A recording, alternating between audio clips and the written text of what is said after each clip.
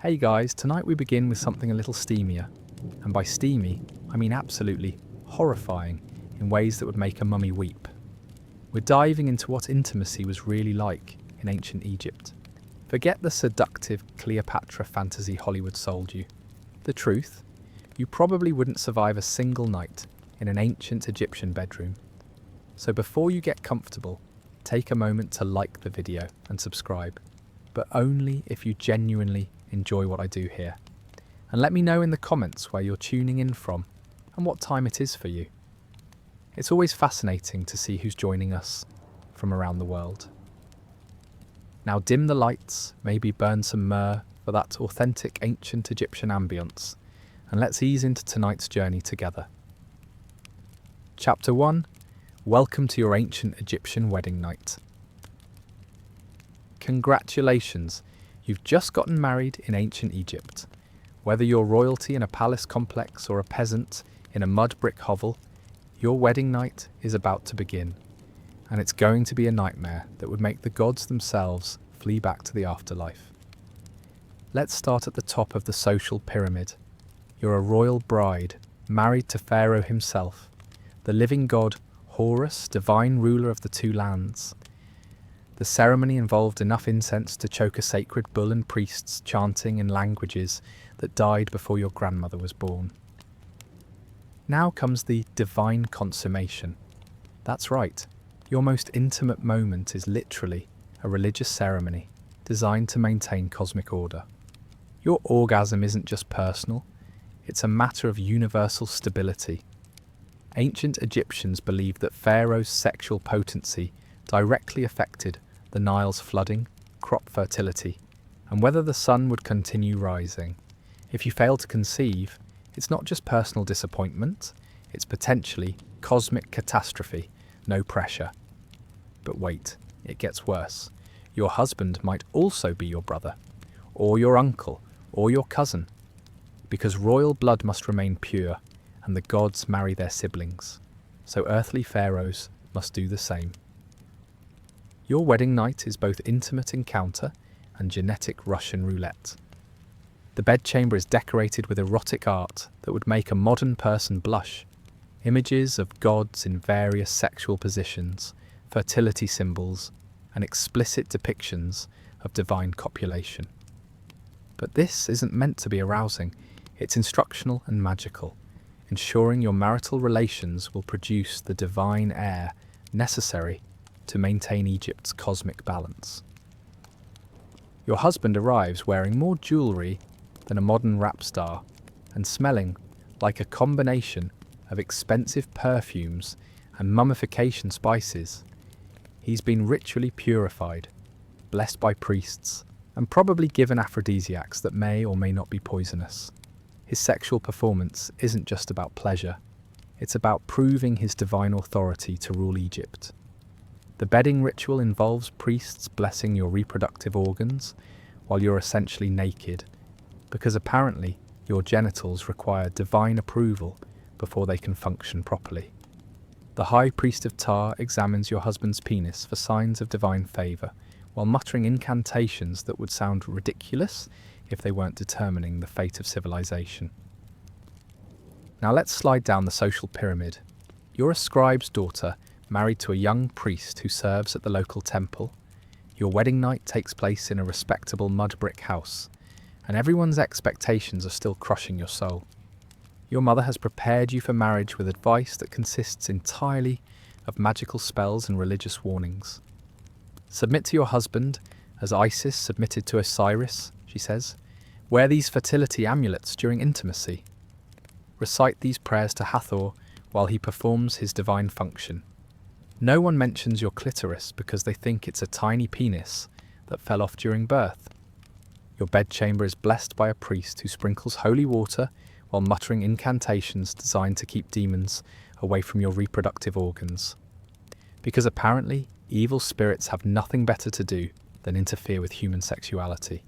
He's also placed protective amulets around the room that will dig into your back during intimate moments.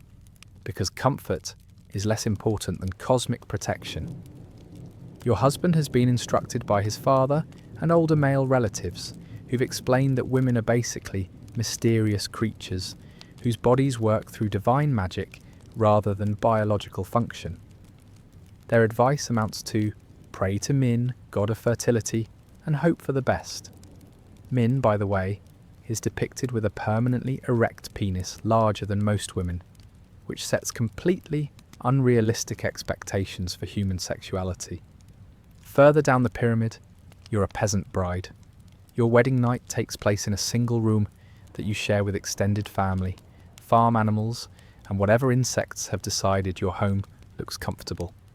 The smell is agricultural and not in a romantic way. Your husband is a farmer who's been working in the Nile mud since dawn.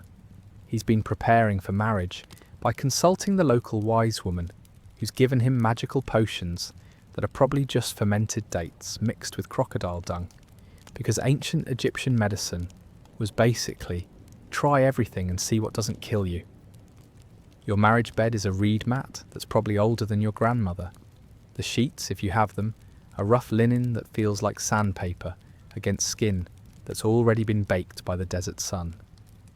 Your pillow is a wooden headrest designed to preserve elaborate hairstyles that you don't have, because apparently comfort is less important than maintaining your coiffure during intimate moments. The wedding feast consisted of bread, beer, and whatever fish your husband could catch from the Nile, the same river where people defecate, animals drink, and crocodiles lurk waiting for unwary bathers. Your wedding night nutrition comes from food that's probably contaminated with parasites that will give you dysentery during your honeymoon. But here's the universal truth across all Egyptian social classes. Your wedding night is about serving the gods, maintaining cosmic order, and producing heirs to work the land or rule the kingdom.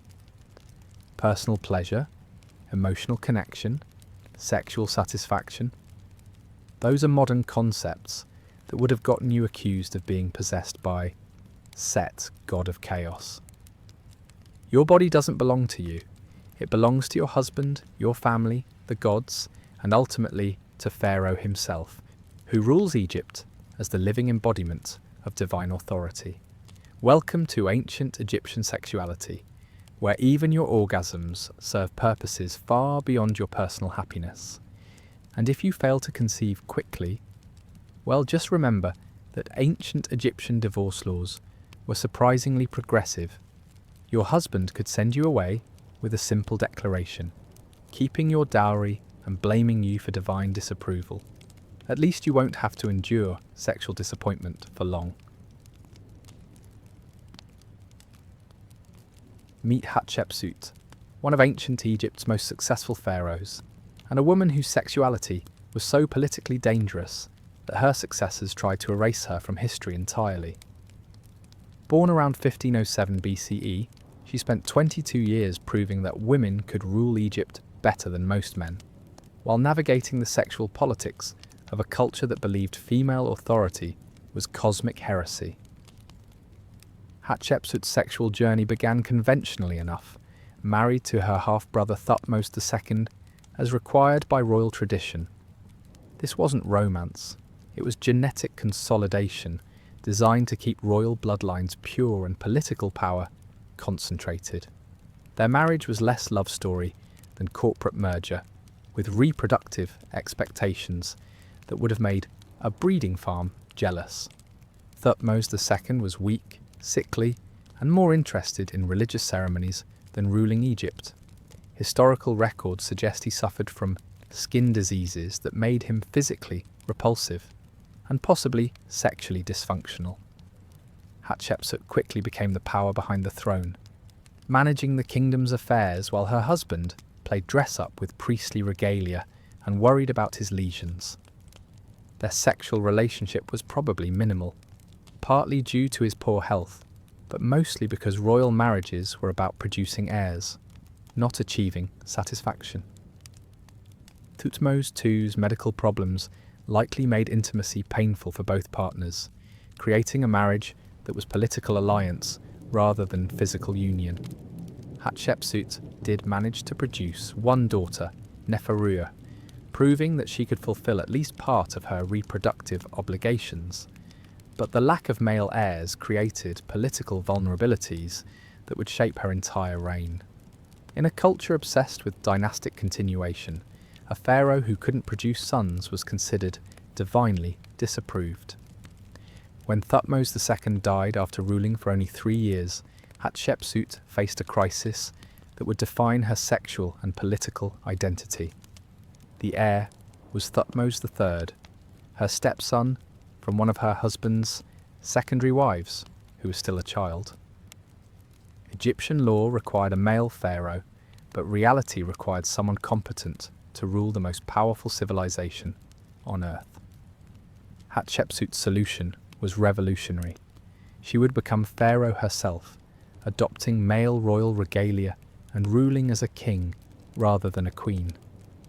This transformation wasn't just political, it was sexual and religious heresy that challenged fundamental Egyptian beliefs about gender, authority, and cosmic order.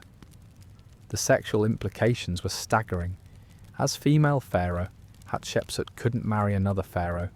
That would create impossible questions about who actually ruled. She couldn't marry a nobleman. That would elevate him above his station and threaten royal authority. She couldn't marry a foreigner. That would compromise Egyptian independence. She couldn't even take lovers without creating succession complications that could destroy the kingdom. So Hatshepsut chose celibacy, becoming perhaps the first powerful woman in history to prioritize political authority over sexual relationships. This decision was both personally costly and politically brilliant. By removing herself from the marriage market, she eliminated potential rivals who might claim power through marital connections. But ruling as a female pharaoh created psychological pressures that male rulers never faced. Hatshepsut had to prove constantly that a woman could maintain cosmic order, ensure Nile floods, and command military respect. Every political decision was scrutinized for evidence that female rule was destroying Egypt's divine balance. The religious establishment was particularly hostile. Egyptian theology insisted that Pharaoh was the earthly embodiment of Horus, a male god. Having a female pharaoh created theological chaos that priests struggled to explain. Some temples refused to acknowledge her authority. Others developed complex theological justifications for female divine rule that contradicted 3,000 years of religious tradition. Hatshepsut's response was to out-pharaoh the pharaohs. She wore the traditional false beard of kingship, adopted masculine royal titles, and commissioned more monumental architecture than most male rulers. Her mortuary temple at Deir el-Bahari remains one of Egypt's most spectacular buildings, a testament to her determination to prove female competence through massive construction projects that would outlast her critics. But the personal cost was enormous. Hatshepsut spent 2 decades suppressing her sexuality and femininity to maintain political authority. She couldn't indulge in romantic relationships, couldn't express traditional feminine interests, and couldn't even dress as a woman in public without undermining her royal legitimacy. Historical evidence suggests she may have had a secret relationship with Senenmut, her chief architect and advisor. Senenmut was a commoner who rose to unprecedented influence during her reign, becoming steward of her daughter Neferu, an architect of her greatest monuments. Their relationship was necessarily hidden. Any public acknowledgement would have undermined her authority and possibly led to both their deaths. Senenmut's tomb was placed unusually close to hers, and some art suggests intimate connection, but their romance had to remain completely secret. Imagine conducting a love affair where discovery means not just scandal, but potential execution for treason. Every stolen moment together carried the risk of destroying everything Hatshepsut had built. The psychological strain of living as a political male while remaining biologically female must have been crushing. Hatshepsut was pioneering a form of gender performance that wouldn't be understood or accepted for millennia. She was essentially living in drag for over 20 years, suppressing fundamental aspects of her identity to maintain power in a world that considered female authority impossible. Her royal portraits show her evolution from feminine queen to masculine pharaoh. Early images depict her in traditional female dress, but later statues show her with the false beard, muscular male physique, and masculine regalia of pharaonic authority.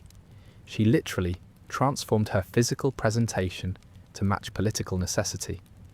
The irony is palpable.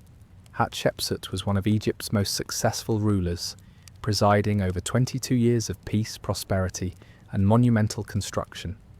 She launched successful trade expeditions, managed complex diplomatic relationships, and left Egypt stronger than she found it. But none of this mattered to critics who focused on her gender rather than her achievements.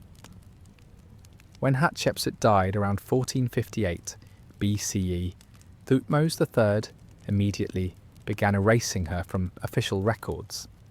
Her statues were defaced, her names were chiselled from monuments, and her achievements were attributed to male predecessors. The message was clear: female rule was so dangerous that even its memory had to be destroyed. Hatshepsut's sexual sacrifice was both triumph and tragedy. She proved that women could rule as effectively as men, but only by denying essential aspects of her womanhood. She maintained Egypt's prosperity and stability for over 2 decades, but at the cost of personal intimacy and authentic self-expression.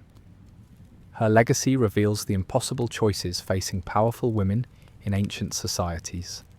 To achieve political authority, she had to surrender sexual agency. To maintain divine legitimacy, she had to suppress feminine identity. To rule effectively, she had to become someone she wasn't. Hatshepsut died celibate, possibly childless beyond her daughter Neferua, and officially erased from history. But her mortuary temple still stands. Her mummy has been identified, and her achievements are finally being recognised. She remains one of history's most successful rulers, and one of its greatest examples of the personal costs of breaking gender barriers. The woman who could have had any man in Egypt chose to have none, sacrificing personal happiness for political power in a world that couldn't imagine female authority as anything but cosmic error. Meet Nefertiti, whose name means "the beautiful one has come," and who represents both the pinnacle of royal Egyptian femininity and one of history's most mysterious disappearances. Married to Akhenaten, the heretic pharaoh who revolutionized Egyptian religion, Nefertiti's sexuality became entangled with religious revolution, political chaos, and cosmic upheaval that would ultimately consume everything she loved. Nefertiti arrived at the Egyptian court around 1353 BCE, probably as a foreign princess married to secure diplomatic alliances. Her exact origins remain mysterious. She might have been Mitannian royalty, a daughter of the pharaoh Ai, or even a commoner elevated for political purposes. What we know for certain is that she was spectacularly beautiful and politically astute enough to survive the early years of one of history's most dangerous royal marriages. Her husband, originally named Amenhotep IV, was already showing signs of the religious obsessions that would transform Egypt and destroy traditional power structures. Unlike previous pharaohs who worked within established religious frameworks, Amenhotep IV was developing a monotheistic fixation with Aten, the sun disk, that would eventually overthrow 3,000 years of Egyptian theological tradition. Their marriage began conventionally enough, standard royal ceremony, with enough religious ritual to satisfy the traditional priesthood and political calculation to please the nobility. But Akhenaten wasn't interested in conventional anything. He was planning a religious revolution that would make him the sole intermediary between Egypt and the divine, eliminating the powerful priestly establishment that had governed Egyptian spirituality for millennia. The sexual dynamics between Nefertiti and Akhenaten were complicated by his revolutionary theology. Traditional Egyptian pharaohs were expected to maintain cosmic balance through ritual sexual performance and air production, but Akhenaten believed that only Aten mattered, and that traditional gods, including those governing sexuality and fertility, were false constructs that needed to be eliminated. This created unique pressures for their intimate life. Nefertiti wasn't just expected to satisfy her husband sexually, she was supposed to participate in creating a new form of divine kingship that rejected traditional Egyptian religious practices. Their sexual relationship became part of a larger theological experiment that was being conducted at the expense of Egypt's political stability. Art from Akhenaten's reign shows unusual intimacy between the royal couple. Unlike traditional Egyptian royal art, which depicted pharaohs as distant divine figures, Amarna period art shows Nefertiti and Akhenaten kissing, embracing, and playing with their children under the beneficent rays of Aten. This wasn't just artistic innovation, it was religious propaganda designed to show that their love was blessed by the one true God. But this public intimacy came with private costs. Royal sexuality had always been political, but Nefertiti and Akhenaten's relationship was also theological evidence for religious revolution. Every pregnancy, every public appearance, every gesture of affection was scrutinized for signs of divine approval or disapproval by both supporters and enemies of the new religion. The pressure to produce male heirs was intensified by religious crisis. Akhenaten had abandoned the gods who traditionally ensured royal fertility, alienated the priestly establishment who managed reproductive rituals, and created theological chaos that threatened dynastic stability. Nefertiti's womb became a battleground between old gods and new theology. Their first 6 children were daughters: Merituten, Meketaten, Ankesenamun, Neferneferuaten Tasherit, Neferneferure, and Setepenre. In traditional Egyptian religion, this would have been interpreted as divine disapproval requiring religious correction.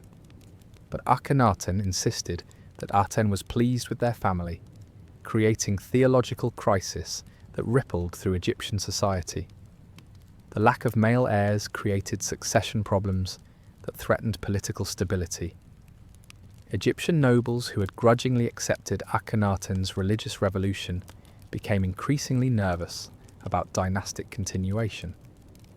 Nefertiti's fertility became a matter of national security in ways that previous queens had never experienced. Religious opposition to their reign was partly sexual. Traditional priests argued that the royal couple's failure to produce male heirs proved that Aten worship was divinely disapproved.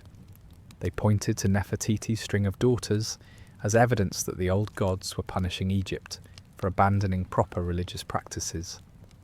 Around the 12th year of Akhenaten's reign, historical records show that Nefertiti was elevated to unprecedented royal status, possibly becoming co-pharaoh alongside her husband. This promotion may have been recognition of her political abilities, compensation for producing only daughters, or preparation for ruling alone if Akhenaten died without male heirs. The elevation to co-pharaoh status created new sexual complications. If Nefertiti was ruling as pharaoh, did that make her husband subordinate? How could traditional gender hierarchies function when a woman held ultimate political authority? The theological and practical problems were unprecedented in Egyptian history. But then Nefertiti vanishes from historical records. No death announcement, no funeral preparations, no transition of her titles to other women.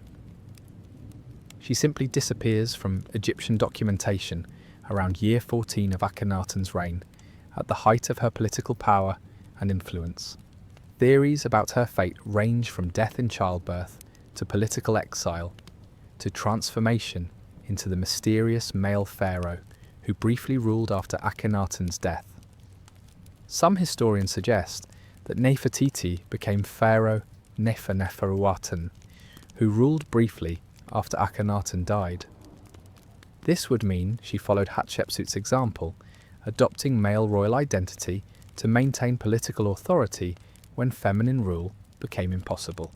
Others believe Nefertiti was murdered or exiled when Akhenaten began showing interest in other women, possibly including their own daughters. Akhenaten's later years show evidence of marriages to several women, including potentially his own daughters, suggesting that Nefertiti had lost her exclusive sexual access to royal authority. The most tragic possibility is that Nefertiti died attempting to produce the male heir that would legitimize Akhenaten's religious revolution. Ancient Egyptian medicine was particularly dangerous for women attempting multiple pregnancies, and the pressure to conceive sons could have led to medical interventions that proved fatal. Another theory suggests that Nefertiti was killed by religious conservatives who blamed her foreign origins for corrupting traditional Egyptian spirituality. As a possible foreigner who had influenced Akhenaten's religious revolution, she might have been scapegoated for the chaos that was consuming Egypt. Whatever happened to Nefertiti, her disappearance marked the beginning of the end for Akhenaten's religious experiment. Within a few years of her vanishing, Akhenaten was dead. His capital city of Amarna was abandoned, and traditional Egyptian religion was restored with vengeance by priests who had spent decades planning their counter-revolution. Nefertiti's sexuality had been weaponized for religious revolution, her fertility had been scrutinized for theological evidence, and her political value had been measured entirely by her reproductive success. When she failed to produce male heirs or disappeared from court, the entire religious and political system she'd helped create collapsed. Her beautiful limestone bust, discovered in 1912, shows the face of a woman who lived at the centre of religious revolution and political chaos, but it also reveals the ultimate tragedy of royal Egyptian femininity. Even the most beautiful, most powerful, most politically significant women could simply vanish when they no longer served male political purposes. Nefertiti remains one of history's most recognisable faces and one of its most mysterious disappearances. Her story reveals how even queen goddesses were expendable when their sexuality failed to deliver the political results that male authority demanded. The woman whose name meant "the beautiful one has come" ultimately became the beautiful one who disappeared, leaving behind only questions about what happens when royal women become inconvenient to the men who supposedly love them. While pharaohs were busy maintaining cosmic order through strategic sexuality, Egypt's nobility was navigating their own intimate minefields. Welcome to upper-class ancient Egyptian sexuality, where every encounter serves political purposes. Your bedroom performance could determine your family's survival, and your orgasms are literally matters of regional administration. You're the daughter of a successful provincial governor, 18 years old, and your father has arranged your marriage to secure a military alliance with a neighbouring nome. You've never met your intended husband, but you've heard he's 35, has buried one wife already in mysterious circumstances, owns enough land to finance a small army, and has connections to the royal court that could advance your family's political fortunes. Congratulations, this is considered an excellent match that your female relatives won't stop praising. Your wedding night preparation begins weeks in advance with your mother and female relatives explaining your sacred duties. This conversation consists mainly of religious instruction and magical protection that would make a modern person question ancient Egyptian priorities. Submit to your husband, as Isis submitted to Osiris, they say. Wear these fertility amulets during intimacy. Recite these prayers to Hathor while he performs his divine function. Remember that your pleasure is less important than his satisfaction and the god's approval. No one explains anatomy because they believe women's reproductive organs are controlled by magic rather than biology. Your mother's birds and bees talk consists entirely of supernatural warnings about demons who attack women during conception, spells to recite during menstruation, and detailed instructions for magical rituals that supposedly ensure healthy pregnancies. Your bedchamber has been prepared by priests who've spent more time blessing your reproductive organs than anyone has spent explaining how they actually work. They've sprinkled holy water, burned protective incense, and placed erotic art strategically around the room. These images aren't meant to be arousing. They're instructional and magical, ensuring that your marital relations will be blessed by the gods and produce healthy children who will serve Egypt's political needs. The erotic art includes depictions of gods in sexual positions that would be physically impossible for humans, fertility symbols that look more threatening than arousing, and explicit images of divine copulation that suggest the gods have very different anatomy than mortals. You're supposed to study these images for guidance, but they're more likely to create performance anxiety than sexual education. Your husband arrives for the wedding night wearing enough gold jewellery to finance a small temple and smelling like expensive perfumes mixed with natron salt used in mummification. He's been ritually purified by priests, given aphrodisiac potions by temple physicians, and instructed by male relatives whose sexual advice basically amounts to pray to Min and thrust enthusiastically. The preparation rituals are extensive and humiliating. Both of you are examined by priests who need to verify your sexual health, fertility potential, and divine approval for the union. Your husband's penis is inspected for signs of disease or divine disfavour. Your breasts and hips are measured to assess your breeding potential. The priests recite blessings over your reproductive organs while you're essentially naked, because apparently your genitals require divine approval before they can function properly. The act itself is conducted with magical protection that makes everything more complicated and less pleasurable. You're wearing fertility amulets that dig into your skin during intimate moments. Your husband is reciting prayers to ensure divine favour instead of paying attention to your physical responses. And both of you are worried about satisfying gods who might punish sexual failure with floods, famines, or military defeats.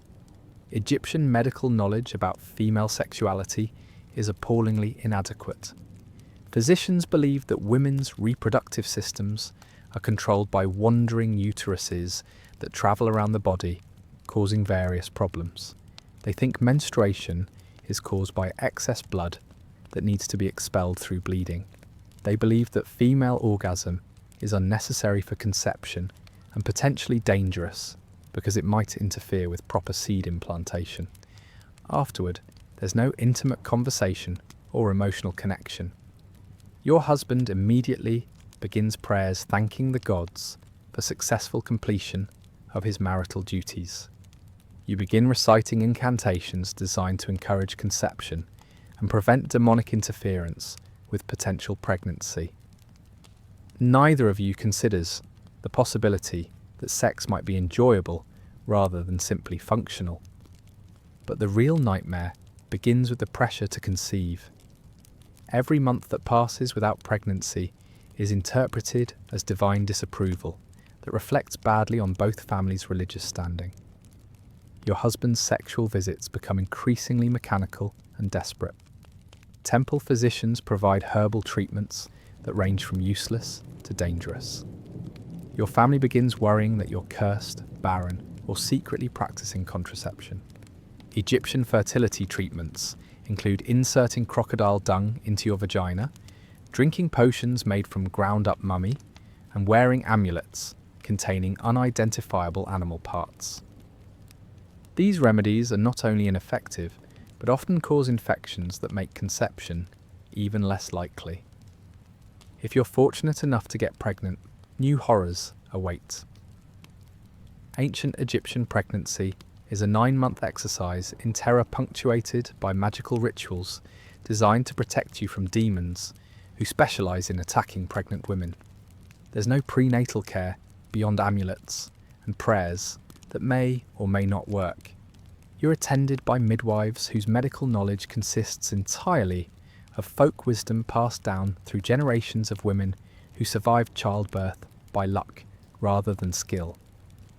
If complications arise during labour, their solutions involve more magic, stronger prayers, and increasingly desperate appeals to goddesses who may or may not be listening to your screams.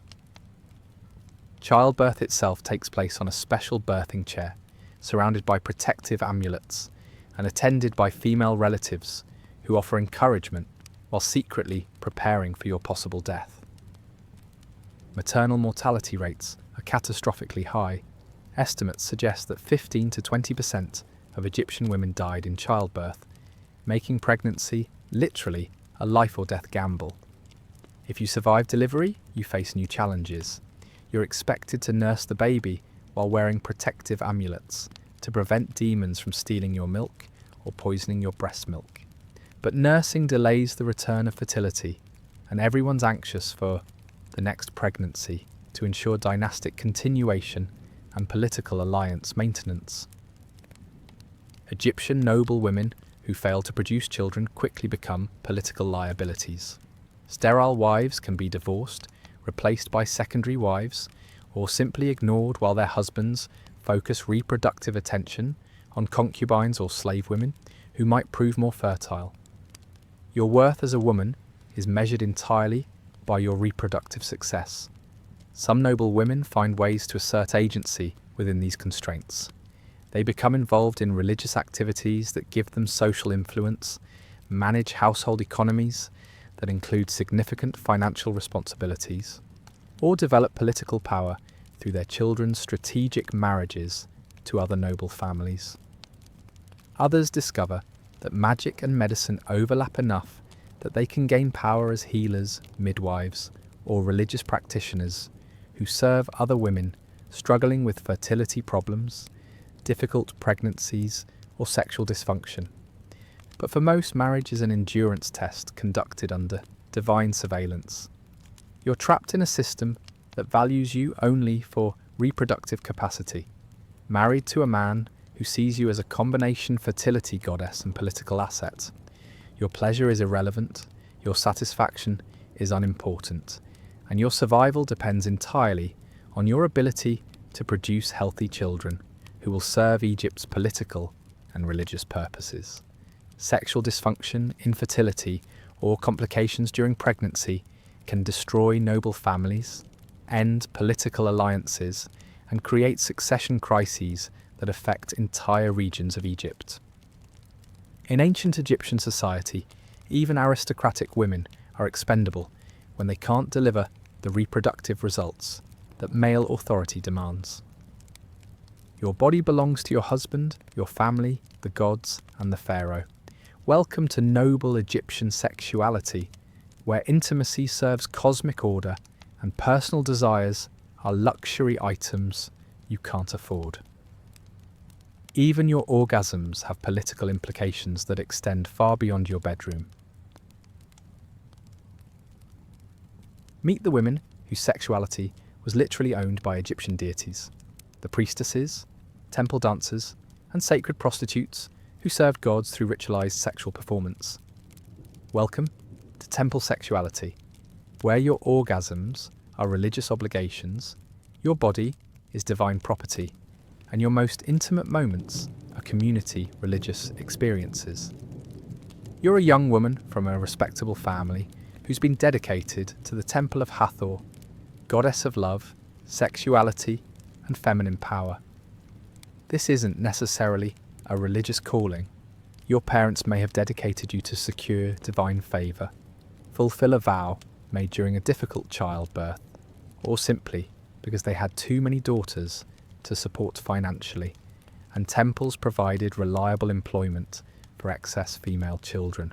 Your sexual education begins immediately upon entering the temple and is far more comprehensive than anything secular women receive.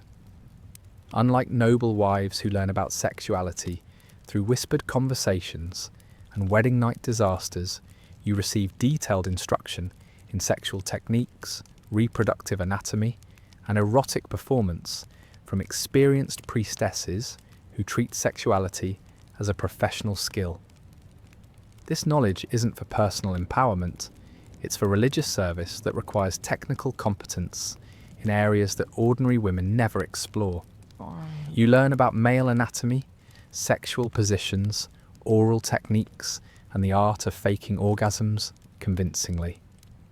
You study the relationship between sexual arousal and religious ecstasy, because your job is to provide worshippers with divine experiences through physical intimacy. Temple sexuality in ancient Egypt served multiple purposes that extended far beyond individual pleasure.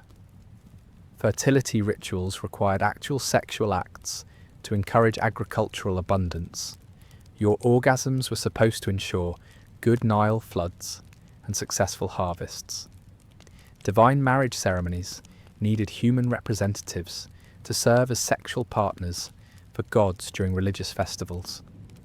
Sacred prostitution provided income for temples while offering worshippers direct access to divine blessing through intimate contact with consecrated women. As a priestess of Hathor, your sexual partners might include wealthy worshippers seeking divine favour, foreign dignitaries requiring diplomatic entertainment, high-ranking priests representing gods during fertility festivals, or local men who've made significant donations to the temple. Your pleasure is irrelevant. You're performing religious duties, not enjoying personal relationships.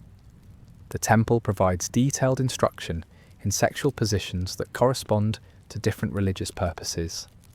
The sacred barge position is used during Nile flood ceremonies. The lotus blossom technique is reserved for fertility rituals. The divine union method is performed during religious festivals, honouring the marriage of gods. Each position has specific religious significance and requires particular skills to perform properly. You learn to fake orgasms convincingly because worshippers need to believe their offerings have pleased the goddess through your sexual satisfaction. Your apparent pleasure becomes evidence of divine approval, so you master the art of appearing sexually fulfilled while remaining emotionally detached. Personal feelings interfere with divine service, so you're trained to suppress authentic responses in favour of theatrical performance. Your body is decorated with religious tattoos, jewellery, and cosmetics that mark you as divine property. These aren't fashion choices. They're religious requirements that indicate your status as a living vessel for goddess energy. The tattoos include fertility symbols, divine protection marks, and identification numbers that indicate your rank within the temple hierarchy. Removing these markings or refusing to wear temple regalia would be religious sacrilege, punishable by death. Your body literally belongs to the goddess, and altering your appearance without permission is considered theft of divine property. During major festivals, your sexual duties become public performances attended by crowds of worshippers. Sacred marriage ceremonies require you to have ritualized sex with priests representing gods, while hundreds of people watch and cheer. Your most intimate moments become community religious experiences designed to ensure cosmic fertility and divine favor for the entire region. The psychological pressure is crushing. You're expected to embody divine sexuality while remaining personally chaste, to perform passionate encounters while feeling nothing personally, to serve any worshipper's sexual needs while maintaining religious purity. It's an impossible balance that drives many temple women to alcoholism, drug use, or mental breakdown. Temple physicians provide drugs to help manage the psychological strain, opium-based preparations to numb emotional pain, stimulants to enhance sexual performance, and hallucinogens to induce religious visions during sexual encounters. Many priestesses become addicted to these substances, creating additional health problems that the temple treats as occupational hazards. Pregnancy creates religious complications that vary depending on who fathered the child. Children conceived during temple service might be considered divine offspring, requiring special treatment, or they might be seen as polluted bastards, threatening religious purity. Some temples practice infanticide to avoid these theological problems. Others raise temple children as future religious servants who will never know their father's identities. Disease is an occupational hazard that receives minimal medical attention. Sexually transmitted infections spread rapidly through temple communities, but treatment consists mainly of prayers and herbal remedies that rarely work. Many priestesses die young from infections that could be easily cured with modern medicine. Temple physicians believe that sexually transmitted diseases are caused by divine displeasure rather than biological infection. Treatment involves more religious purification, stricter adherence to temple rules, and additional sexual service to appease angry gods. This approach typically makes infections worse while blaming victims for their own suffering. Some temple women find ways to gain power within religious hierarchies. Experienced priestesses might become temple administrators, ritual specialists, or religious teachers who train younger women in sexual techniques and religious practices. Others use their sexual knowledge to become healers, midwives, or advisors to secular women struggling with fertility problems. But most temple women are trapped in systems that exploit their sexuality for religious and economic purposes. They're forbidden from marrying, denied personal relationships, and treated as divine property rather than human beings with individual desires and needs. Their sexuality serves everyone except themselves. The lucky ones are those who serve goddesses like Isis or Neith, whose temples focus more on healing, wisdom, and domestic skills than purely sexual service. These women can develop identities beyond sexual performance, gaining respect for intellectual and spiritual abilities rather than just physical appeal. But priestesses serving gods like Min or Amun face lives of constant sexual availability, performing intimate acts with strangers while suppressing personal desires and emotional needs. They're sacred prostitutes whose bodies belong entirely to divine authority, leaving no space for individual agency or authentic relationships. When priestesses age out of sexual service, they face uncertain futures. Some temples provide for elderly women through subsidiary roles like teaching, administration, or craft production. Others simply abandon women who are no longer sexually useful, leaving them to survive through begging or secular prostitution. The transition from sacred to secular sexuality is often traumatic. Women who've spent decades serving gods through sexual performance must suddenly navigate ordinary relationships without the religious framework that gave their intimacy meaning. Many never successfully adjust to secular life. Temple sexuality reveals the ultimate commodification of female bodies in ancient Egypt. Even when women's sexuality is considered sacred and divine, it still belongs to male religious authorities who profit from female sexual labor while denying women agency over their own intimate experiences. Egyptian temple women served gods through their bodies, but they were never allowed to own those bodies themselves. Their sexuality was holy, but their personhood was expendable. While priests were turning sexuality into religious performance art, Egypt's growing merchant class was developing their own special brand of intimate dysfunction. Welcome to middle-class ancient Egyptian sexuality, where everything revolves around trade profits, social climbing, and the constant fear that poor sexual performance might result in inadequate mummification. You're the daughter of a successful grain merchant who's built a comfortable business, trading along the Nile. Your father has accumulated enough wealth to afford a multi-room house, several servants, and hopes that you'll marry into the minor nobility.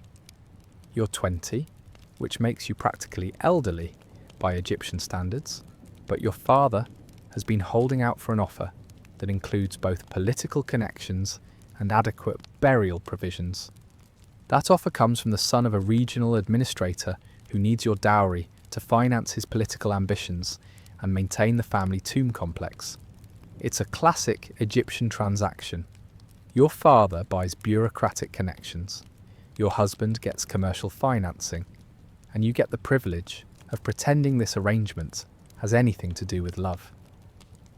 Your wedding night takes place in your father's best guest chamber, which has been decorated with imported luxury goods, specifically to impress your new in-laws.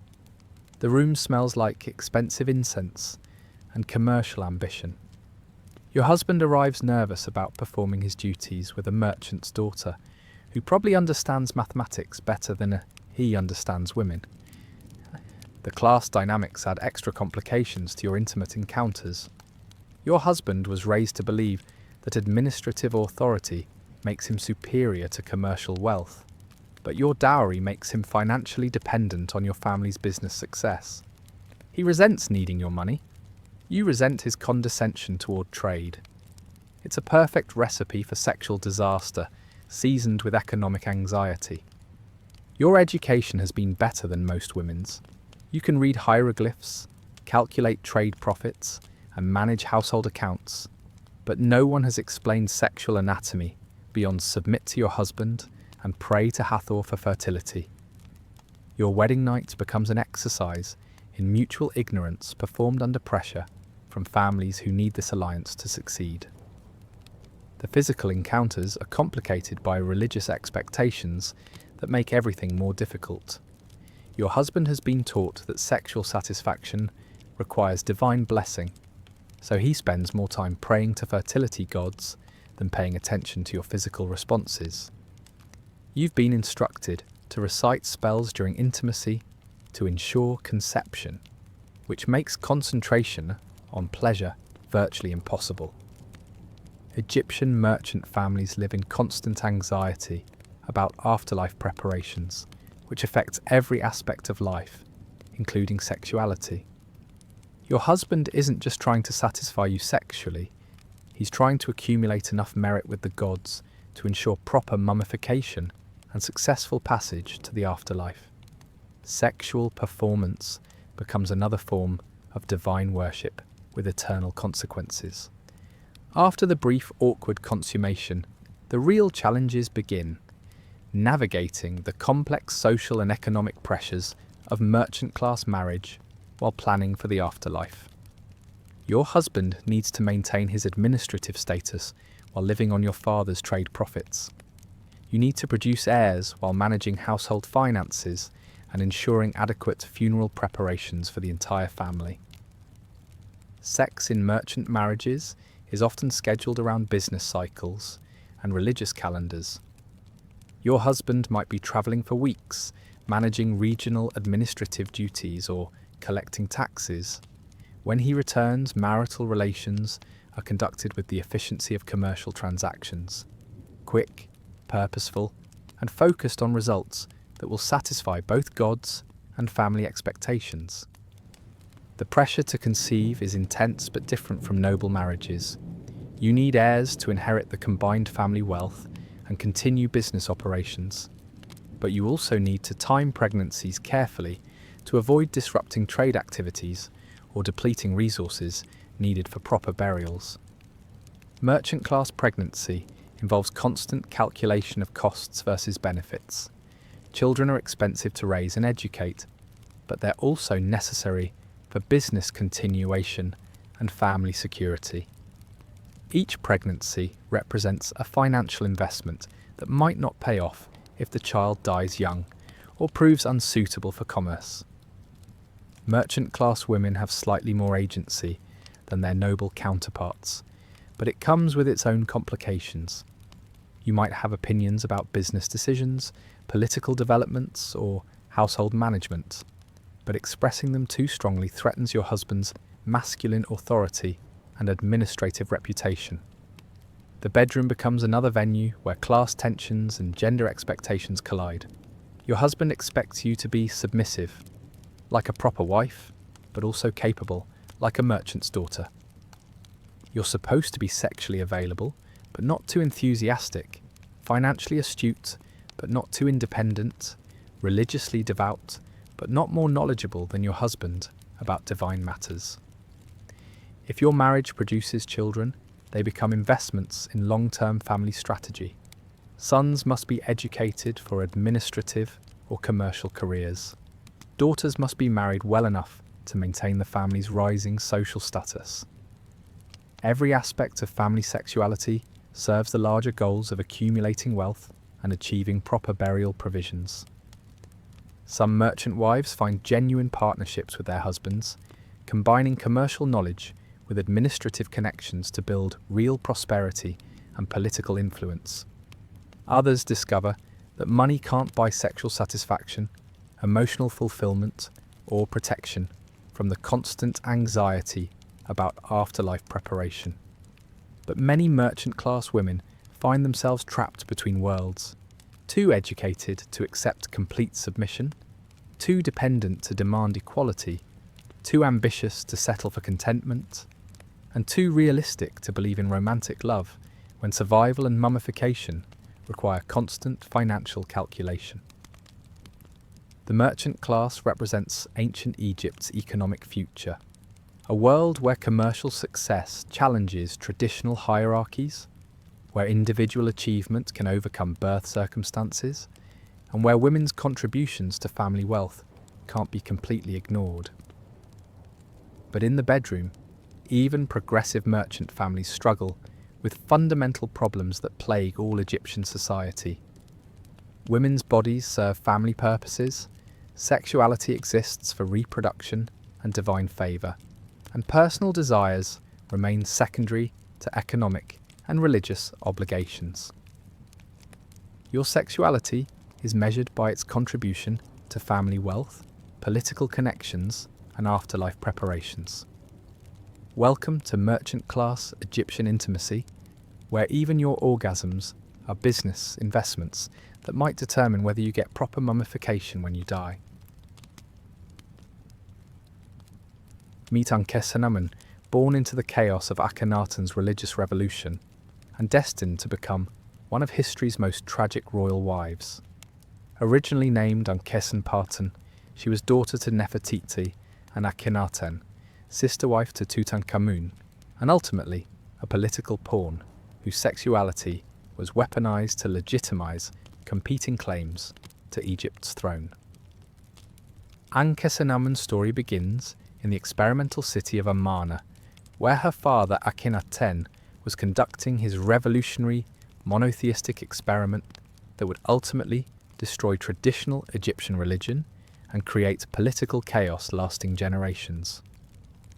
Born around 1348 BCE, she grew up in a court that had abandoned 3,000 years of religious tradition, alienated the powerful priesthood, and created succession crises that would define her entire life.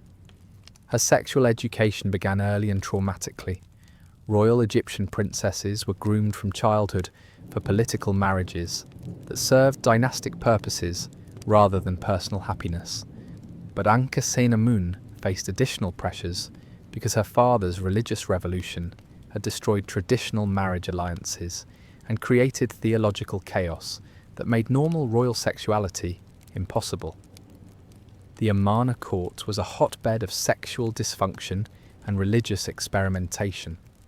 Akhenaten had multiple wives, possibly including his own daughters, creating incestuous relationships that exceeded even normal Egyptian royal practice. Ankhesenamun witnessed sexual behaviour that was considered extreme, even by ancient Egyptian standards. Around age 11 or 12, Ankhesenamun was married to her half-brother Tutankhamun, who was approximately 9 years old. This wasn't unusual for Egyptian royalty. Royal siblings regularly married to preserve bloodline purity, but the political pressures surrounding their union were extraordinary. Their marriage was part of a counter-revolution designed to restore traditional Egyptian religion and repair the damage caused by Akhenaten's monotheistic experiment.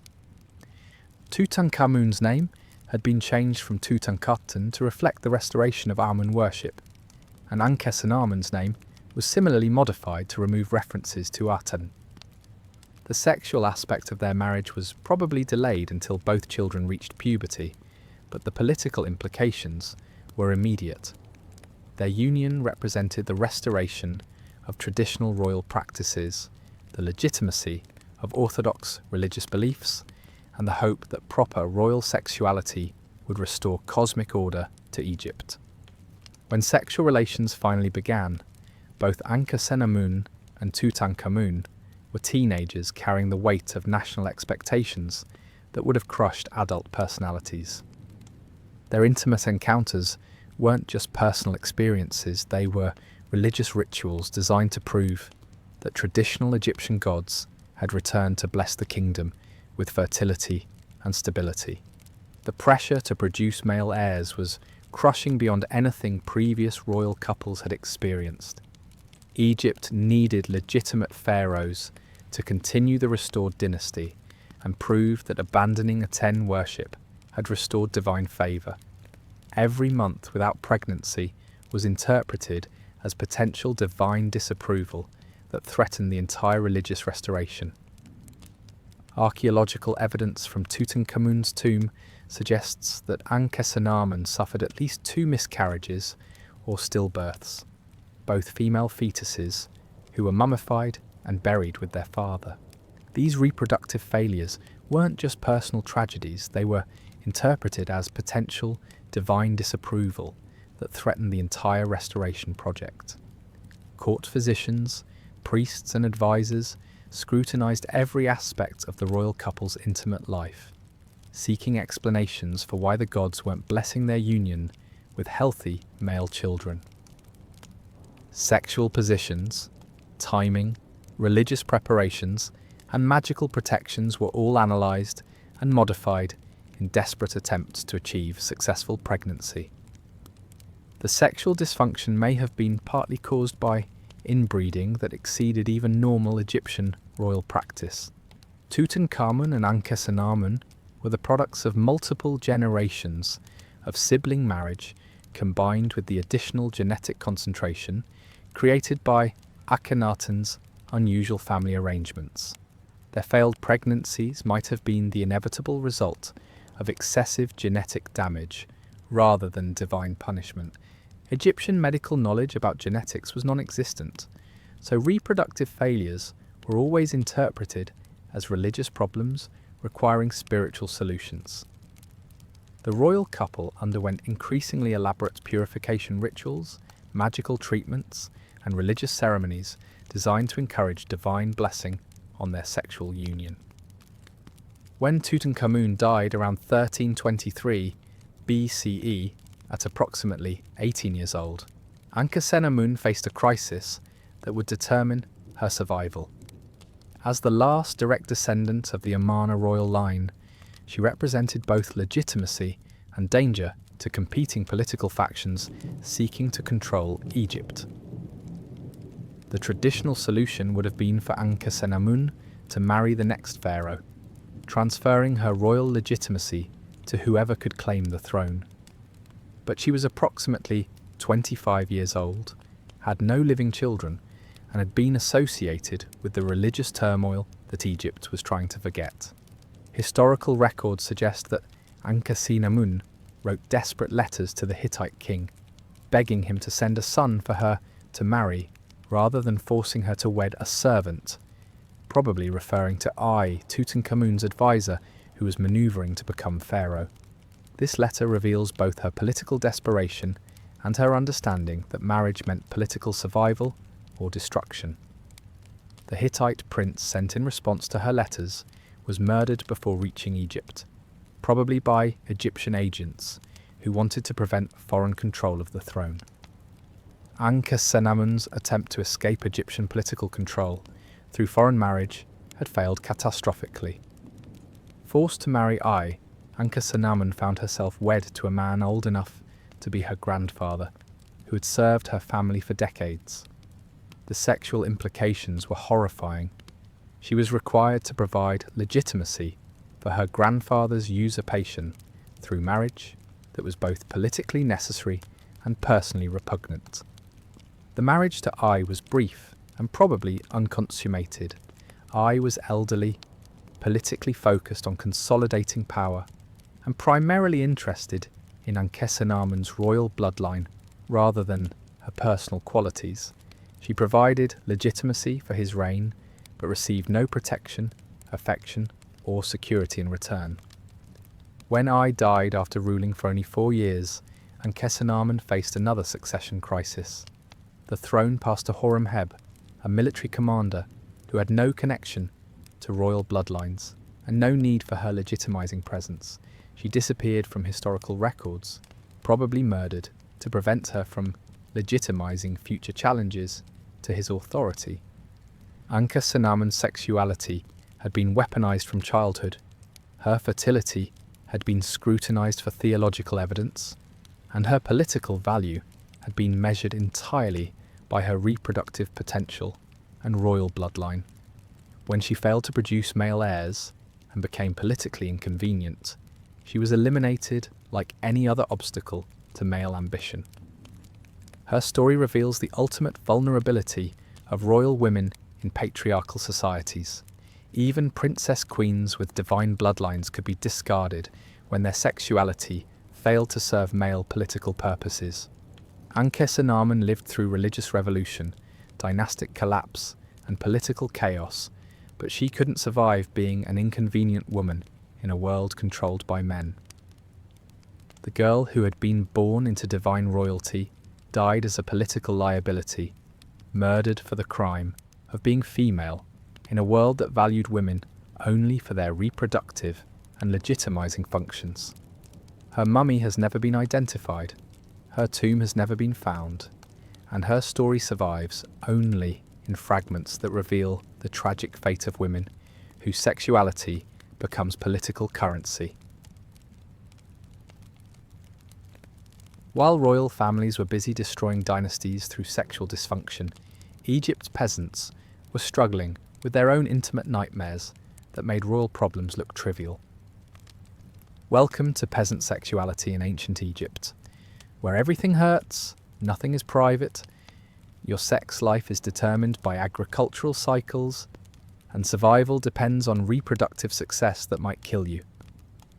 You're a peasant woman, 23 years old, which makes you practically ancient in rural Egyptian terms. You've been married to Kenti, a farmer's son, for 4 years, and you share a single-room mud-brick house with his parents, 3 siblings, and whatever livestock you can afford to keep indoors during the annual flood season. Your wedding night took place on a reed mat that serves as the family's communal sleeping area during the day and transforms into individual sleeping spaces at night through strategic arrangement of thin linen curtains. Privacy is a concept that doesn't exist in peasant life. Every sound, every movement, every grunt and gasp during intimate moments is heard by the entire household and probably discussed the next morning. The house smells like a mixture of human sweat, animal manure, Nile mud, and whatever died under the floor during the last flood season. Your husband hasn't bathed since the annual religious purification ceremony, neither have you, and the concept of personal hygiene won't be invented for millennia. The smell during intimacy is agricultural, and not in any way that could be considered romantic. Your sexual encounters are brief, practical, and usually conducted in complete darkness, because oil for lamps is expensive and needed for more important purposes than illuminating marital relations.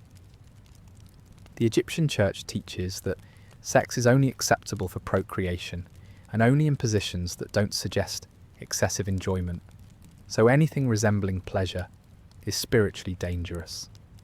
You're supposed to lie still, recite prayers to Hathor for fertility, and hope you conceive quickly enough to make the discomfort worthwhile. Your husband's sexual technique consists entirely of what his father taught him, which was probably get on top, thrust until finished, pray to Min for sons. Female anatomy remains as mysterious to Egyptian men as the source of the Nile floods. Contraception is theoretically forbidden by religious law, but practically necessary for survival. You know folk remedies that might prevent pregnancy, herbs that could reduce conception chances, techniques that might interfere with seed implantation, but using them risks both physical danger and spiritual damnation. Getting caught practicing birth control could result in accusations of witchcraft punishable by death. Your fertility is monitored not just by your husband and family, but by the entire village community. Missed periods become neighbourhood news within days. Failed pregnancies are public tragedies that affect everyone's morale. Your reproductive success or failure impacts not just your family's survival, but the village's economic stability and relationship with local administrators. When you do get pregnant, the experience is terrifying beyond modern comprehension. There's no medical care beyond folk remedies, and village-wise women who learned their trade from other peasants who survived childbirth through luck rather than knowledge. Complications during pregnancy or childbirth usually mean death for you, the baby, or both. You're expected to continue working in the fields until labour begins, because peasant families can't afford to lose productive workers for the luxury of prenatal rest. You'll plant seeds, harvest grain, and tend animals while carrying a child, praying that physical labour won't cause miscarriage, while knowing that financial survival requires continued work. Labour happens in your one-room house, attended by female neighbours who have their own horror stories to share about childbirth disasters. If you're lucky, the village wise woman knows something about herbal pain relief. If you're unlucky, you'll bite down on a leather strap and pray to die quickly rather than suffer prolonged agony. Assuming you survive childbirth, you're expected to return to fieldwork within days because crops don't care that you just pushed a human being out of your body while risking death. You'll nurse the baby while working in the fields, pray it doesn't die of disease or malnutrition, and start the whole reproductive cycle over again within a year or two because large families provide more workers and better survival odds. Your sex life is also subject to religious oversight from local priests who monitor peasant behaviour for moral violations. Having sex on holy days, during menstruation, or in any position besides missionary is officially sinful and could result in public humiliation, fines or physical punishment that your family can't afford. Village gossip polices sexual behaviour more effectively than any official law. Everyone knows everyone else's intimate business within hours. Extramarital affairs, unusual sexual practices, or even excessive marital passion becomes community entertainment and potential grounds for social ostracism. Disease is a constant threat that receives minimal treatment.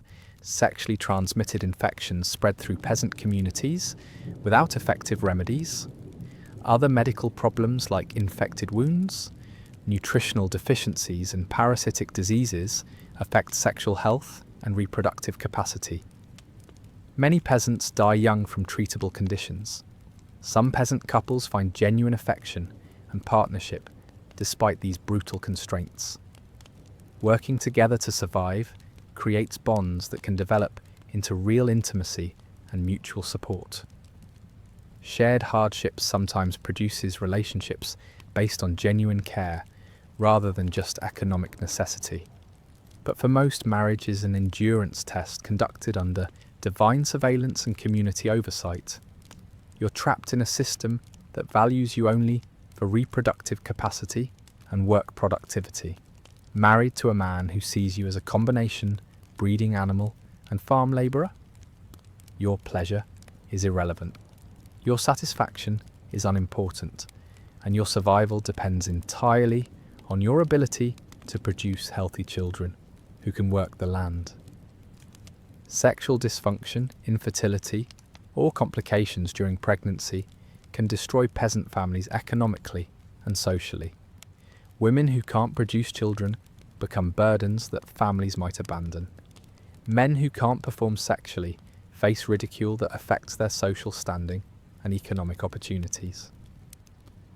The lucky peasant women are those who never marry, spinsters who work as servants, brewers, or market vendors. They face social stigma and economic hardship, but they own their own bodies. Their sexuality isn't constantly monitored, their fertility isn't public property, and their survival doesn't depend on pleasing a husband or producing children. But for married peasant women, sexuality is just another form of labour, unpaid, dangerous, and essential for family survival. You work the fields by day and service your husband by night, all while hoping you'll live long enough to see your children grow up and maybe achieve slightly better circumstances. In Egyptian peasant society, sexual satisfaction is a luxury you can't afford. Privacy is impossible, medical care is non-existent, and your body belongs to your family, your village, your local administrators, and ultimately to Pharaoh, but never to yourself.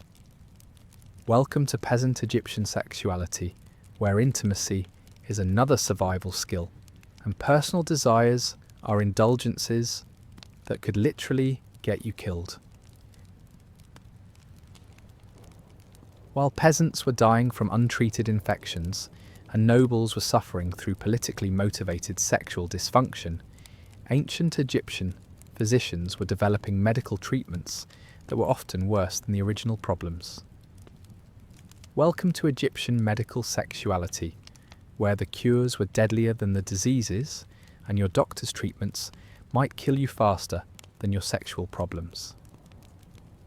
Ancient Egyptian medical papyri reveal a fascinating and horrifying world of sexual medicine based on religious beliefs, magical thinking, and anatomical ignorance that would make modern doctors weep. The Edwin Smith Papyrus, the Ebers Papyrus, and other medical documents describe treatments for sexual dysfunction that range from useless to actively dangerous. Egyptian physicians believed that women's reproductive systems were controlled by wandering uteruses that travelled around the body, causing various problems. They thought the uterus could become displaced and cause everything from headaches to mental illness. Their solution was to use strong-smelling substances to lure the uterus back to its proper position. Treatment for displaced uterus involved inserting aromatic substances into the vagina while placing foul-smelling materials near the nose, theoretically encouraging the uterus to move away from the bad smell toward the pleasant one. These treatments included honey, incense, beer, garlic, and various animal products that often caused infections worse than the original symptoms. Male sexual dysfunction received equally bizarre treatment. Physicians believed that impotence was caused by demons, divine displeasure, or imbalanced bodily humours that required magical and medical intervention. Treatments included applying crocodile fat to the penis, drinking potions made from ground-up animal genitals, and wearing amulets containing unidentifiable organic matter. Egyptian fertility treatments were particularly dangerous for women. Physicians believed that conception required proper opening of the uterus through various mechanical and chemical interventions. They would insert objects into the vagina to stretch the reproductive organs, use caustic substances to cleanse the womb, and prescribe herbal preparations that often caused poisoning. One common fertility treatment involved inserting a mixture of honey and crocodile dung into the vagina, supposedly to encourage conception while preventing demonic interference. This treatment almost certainly caused infections that reduced fertility rather than enhancing it, but it remained popular because physicians attributed failures to insufficient religious devotion rather than medical incompetence. Contraception methods were equally hazardous. The Kahun Papyrus describes various techniques for preventing pregnancy, including inserting crocodile dung, honey, and natron salt into the vagina before intercourse. While some of these substances might have had mild spermicidal effects, They more often caused chemical burns, infections, and other complications. Other contraceptive methods included drinking beer mixed with dates and acacia gum, wearing amulets containing specific animal parts, and performing magical rituals during menstruation. None of these approaches were reliably effective, and many caused health problems that were worse than unwanted pregnancy. Egyptian physicians had no understanding of sexually transmitted infections, attributing symptoms to divine punishment, demonic possession, or moral failing rather than biological causes. Their treatments focused on religious purification rather than medical intervention, typically making infections worse while blaming patients for insufficient piety. Treatment for what we now recognize as gonorrhea included washing the genitals with beer, applying honey mixed with animal fat, and reciting prayers to various gods while abstaining from sexual activity. These approaches might have provided temporary symptom relief, but did nothing to address underlying infections that continued spreading through sexual networks. Childbirth complications received particularly dangerous treatment. Egyptian physicians believed that difficult labour was caused by the baby's reluctance to leave the womb, divine displeasure with the mother, or improper positioning of internal organs. Their interventions often made dangerous situations worse. Common treatments for prolonged labour included giving the mother increasingly potent herbal preparations that could cause dangerous contractions, inserting objects into the vagina to encourage birth, and performing magical rituals that delayed proper medical attention. Many women died from physician treatments rather than original childbirth complications. Post-birth complications like infection or excessive bleeding were attributed to demonic attack or divine punishment. Treatment involved magical protection rather than medical intervention, allowing preventable conditions to become fatal. The concept of antiseptic care was unknown, so physicians often introduced infections while attempting to help. Mental health problems related to sexuality received particularly bizarre treatment. Egyptian physicians believed that sexual frustration, reproductive failure, or intimate trauma caused hysteria that required aggressive intervention. Their treatments included forced vomiting, bloodletting, and insertion of various substances into bodily orifices. Women who suffered what we might recognize as postpartum depression were often treated as demon-possessed, subjected to exorcism rituals that included physical abuse, isolation, and forced consumption of potentially toxic substances. Many women died from treatment rather than from their original psychological problems. Egyptian surgical techniques for sexual problems were primitive and dangerous. Physicians attempted to correct perceived anatomical defects through procedures that almost always caused more problems than they solved. They had no understanding of infection control, pain management, or proper healing techniques. Male circumcision was practiced for religious and medical reasons, but the procedures were often performed without proper sterilization or pain relief. Many boys died from infections caused by contaminated instruments or improper healing environments. The practice continued because religious benefits were considered more important than medical risks. The most tragic aspect of Egyptian sexual medicine was how it reflected broader attitudes toward women's bodies.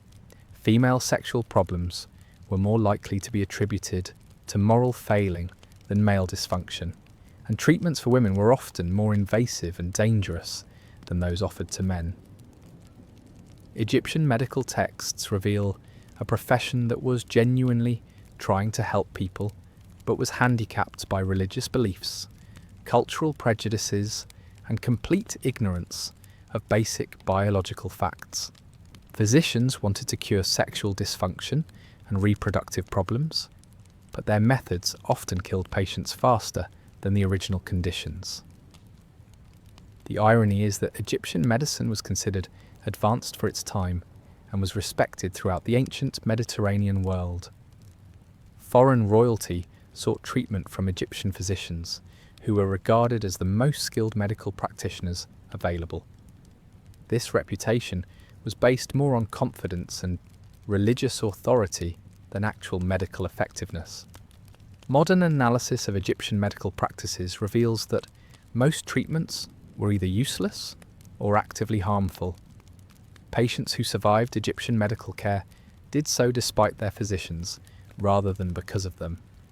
The lucky ones were those who couldn't afford medical treatment and relied on rest, basic nutrition, and natural healing processes. Egyptian sexual medicine represents one of history's greatest examples of how good intentions, religious certainty, and professional confidence can combine to create medical practices that are deadlier than the diseases they're meant to treat. Meet Cleopatra VII, the last pharaoh of Egypt, and history's most famous example of how political necessity gets confused with sexual prowess. Hollywood sold you a beautiful seductress who conquered powerful men through irresistible charm. The reality, she was a brilliant politician who used strategic sexuality to save a dying kingdom while navigating the treacherous waters of Roman imperialism that would ultimately consume everything she loved.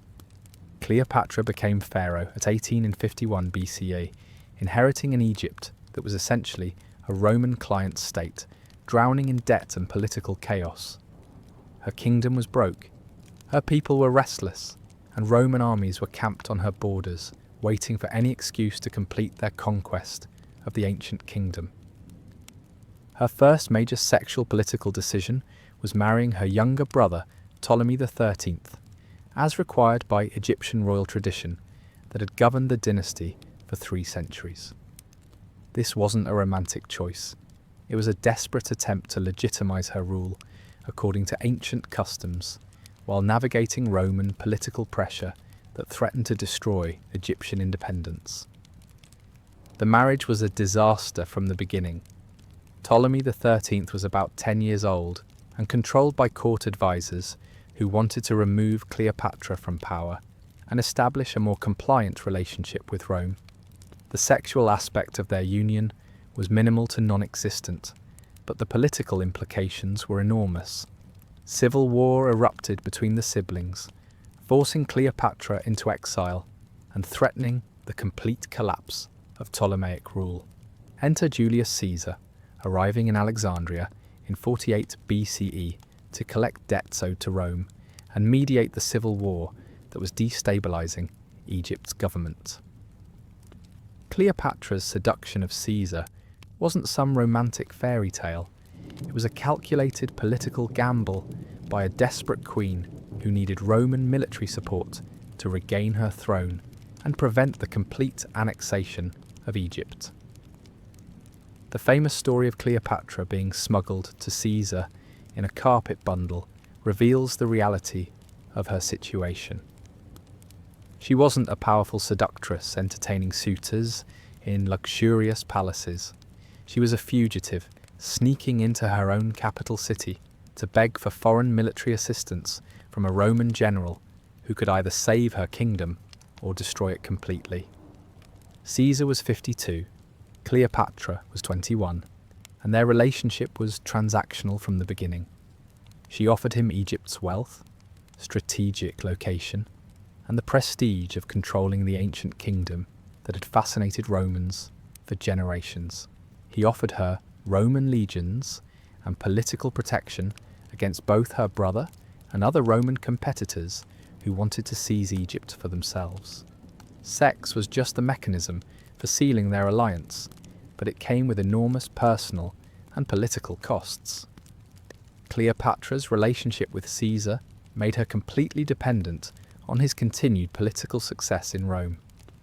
When he was assassinated in 44 BCE, she found herself vulnerable to his enemies and rivals who saw Egypt as a prize to be claimed rather than an ally to be protected. Their affair produced Caesarion, a son whose parentage gave Cleopatra hope for creating a Roman-Egyptian dynasty that could protect Egypt's independence while satisfying Roman imperial ambitions. But the child also made her a target for Caesar's political enemies, who saw any connection to his legacy as a threat to their own power. The transition to Mark Antony was equally strategic, but even more dangerous. Antony controlled Rome's eastern territories and needed Egyptian wealth to fund his military campaigns against the Parthian Empire. Cleopatra needed a new Roman protector to maintain her throne and protect her son's inheritance from Caesar. Their famous meeting on the Golden Barge was pure political theatre designed to demonstrate Egypt's wealth and Cleopatra's sophistication to a Roman general who was considering whether to treat her as an ally or a conquest. The elaborate costumes, expensive entertainment, and sexual symbolism were calculated to impress Antony with Egypt's value as a partner rather than just a prize. But Antony was a very different man from Caesar, more emotional, less politically astute, and increasingly dependent on alcohol and luxury that weakened his judgment. Cleopatra's relationship with him became more genuinely intimate, but also more politically dangerous, as Antony's Roman enemies used their alliance as propaganda against him. Their sexual relationship produced 3 children: Alexander Helios, Cleopatra Selene, and Ptolemy Philadelphus, whose existence further enraged Antony's Roman rivals. Each child represented a potential challenge to Roman authority in the East and evidence that Antony had gone native under Egyptian influence. The personal costs of these political relationships were enormous. Cleopatra spent most of her adult life conducting intimate relationships that served state purposes rather than personal desires. Her sexuality was weaponized for diplomatic negotiations. Her fertility was scrutinized for political implications, and her emotions were subordinated to Egypt's survival needs. The sexual dynamics between Cleopatra and Antony were complicated by their mutual dependence and growing political isolation. As Octavian consolidated power in Rome and prepared for war against them, their relationship became both more intimate and more desperate. They were lovers, but also political allies facing mutual destruction. Their famous winter together in Alexandria before the final war was both romantic idyll and political strategy session. They were planning military campaigns while conducting a love affair, negotiating with potential allies while raising children, and facing the reality that their relationship had made them both targets for Roman imperial ambition. The Battle of Actium in 31 BCAA wasn't just a military defeat, it was the end of Egyptian independence and the collapse of Cleopatra's decades-long struggle to preserve her kingdom through strategic sexuality. When Antony's fleet deserted and their cause became hopeless, she faced the choice between surrender and death. Cleopatra's suicide in 30 BCE was her final political act, denying Octavian the propaganda victory of parading Egypt's last pharaoh through Rome as a conquered trophy. She died with her kingdom, refusing to survive as a symbol of Roman triumph over Egyptian civilization. But the story doesn't end with her death. Roman propaganda transformed Cleopatra from a brilliant politician into a dangerous seductress whose sexuality had corrupted noble Roman men. This narrative served imperial purposes by explaining Roman civil wars as the result of foreign feminine manipulation rather than internal political conflict. The historical Cleopatra was fluent in 9 languages, skilled in mathematics and philosophy, and capable of managing complex diplomatic relationships with multiple competing powers. She preserved Egyptian independence for nearly 2 decades through political skill that historians often ignore in favour of focusing on her romantic relationships. Her sexuality was just one tool in a sophisticated political strategy that included military alliances, economic partnerships, religious propaganda, and cultural diplomacy. She used every available resource to protect Egypt from Roman conquest, including her own body, when political necessity demanded it. Cleopatra's tragedy wasn't that she was a seductress who relied on sexuality instead of intelligence. It was that she was brilliant enough to understand that sexuality was the only weapon available to women in a world controlled by men with armies. She played the game as well as it could be played, but the rules were designed to ensure that women ultimately lost. The last pharaoh of Egypt died defending a kingdom that had lasted for 3,000 years, using every resource available to her, including strategic sexuality, that modern people misunderstand as simple seduction. She was neither the romantic heroine of Hollywood fantasies nor the dangerous temptress of Roman propaganda. She was a woman trying to save her civilization in a world that gave her no good options. Her story reveals the ultimate tragedy of female political authority in patriarchal societies. Even when women are brilliant, educated, and politically sophisticated, their sexuality becomes the primary lens through which history judges their achievements.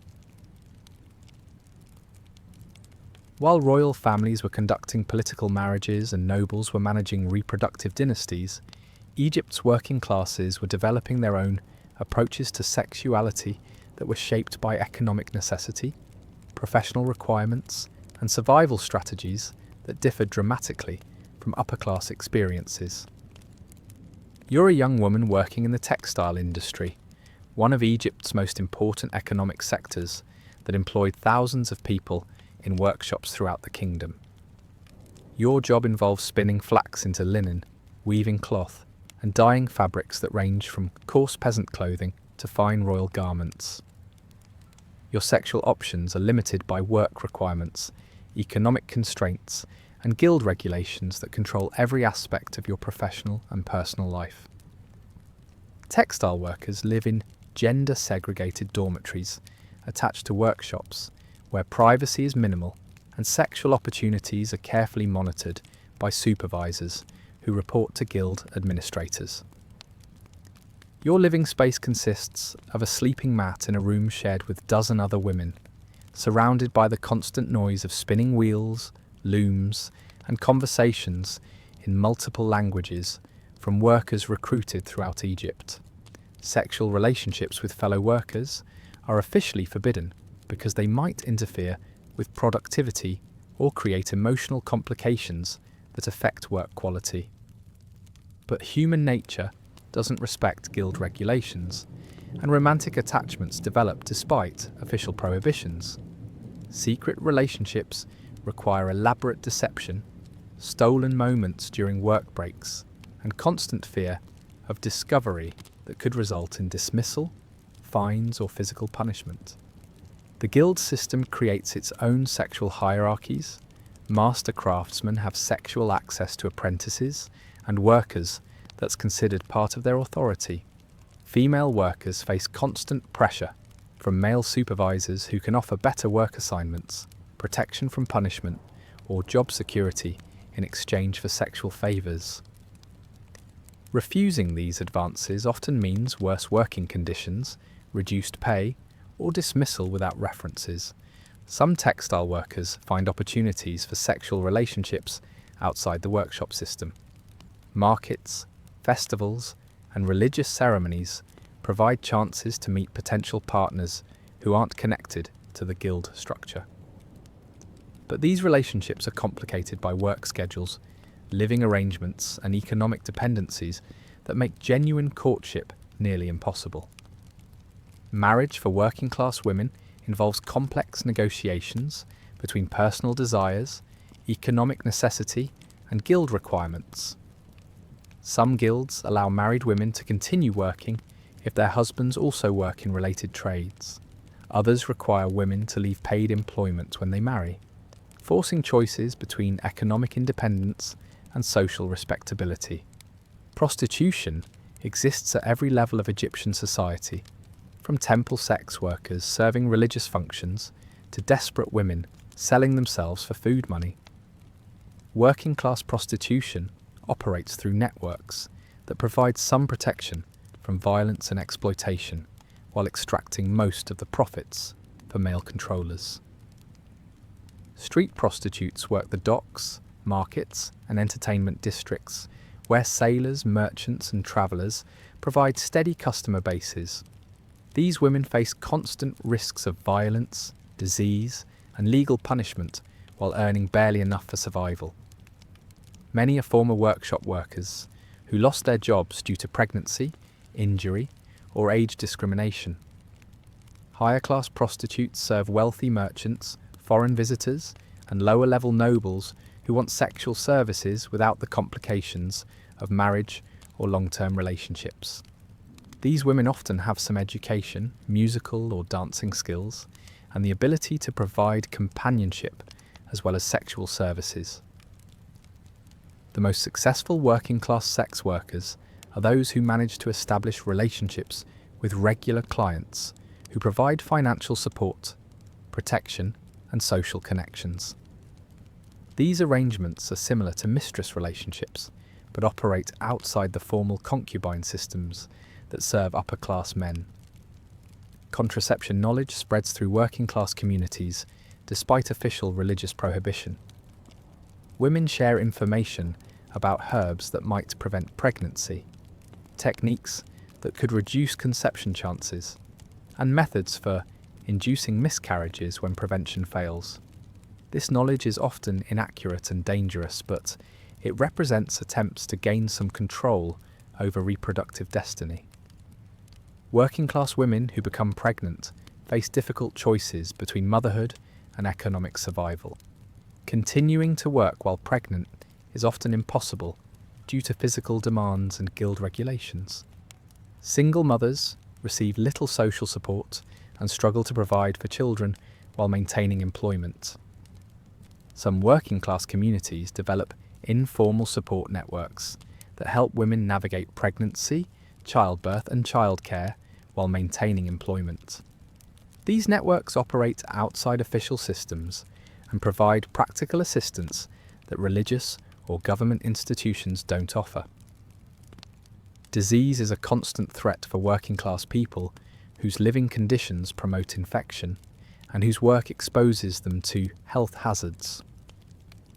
Sexually transmitted diseases spread rapidly through communities where people live in close quarters with minimal medical care. Many workers die young from preventable conditions. The lucky working-class women are those who manage to accumulate enough resources to become independent entrepreneurs, running food stalls, producing crafts for sale, or providing services like laundry or childcare. These women own their own sexuality and can make choices about relationships without economic coercion. But most working-class women find their sexuality constrained by economic necessity, professional requirements, and social expectations that prioritize productivity over personal fulfillment. Their bodies serve economic purposes just as much as upper-class women's bodies serve political purposes. Working-class Egyptian sexuality reveals how economic inequality affects even the most intimate aspects of human life. Poor women don't have worse sex lives because they're morally inferior. They suffer because poverty, dangerous working conditions, and economic insecurity make healthy sexuality nearly impossible to achieve or maintain. While ordinary Egyptians struggled with daily sexual dysfunction, the religious calendar provided regular opportunities for sanctified sexual excess that would make modern people question ancient Egyptian priorities. Welcome to Egypt's religious sex festivals, where public orgies were considered acts of worship, and your participation in community sexuality was literally a religious obligation. The Festival of Hathor was ancient Egypt's most sexually explicit religious celebration, held annually to honor the goddess of love, sexuality, and feminine power. During this festival, normal social and sexual restrictions were temporarily suspended in favor of ritualized sexual behavior designed to ensure cosmic fertility and divine favor. Preparation for the festival began weeks in advance with religious purification rituals that were supposed to prepare participants for divine sexual encounters.